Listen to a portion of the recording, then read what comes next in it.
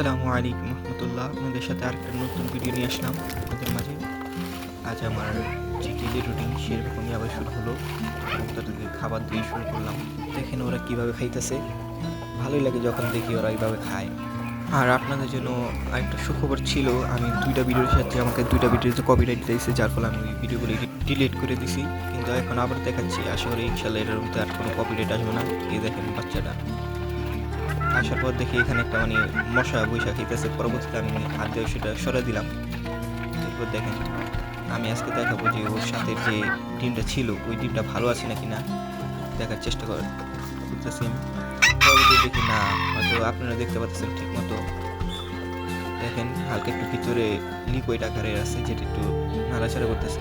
এরপর অন্ধকার জায়গায় আবার নিয়ে দেখলাম, পরবর্তীতে ফাটিয়ে ফেলতে দেখেন।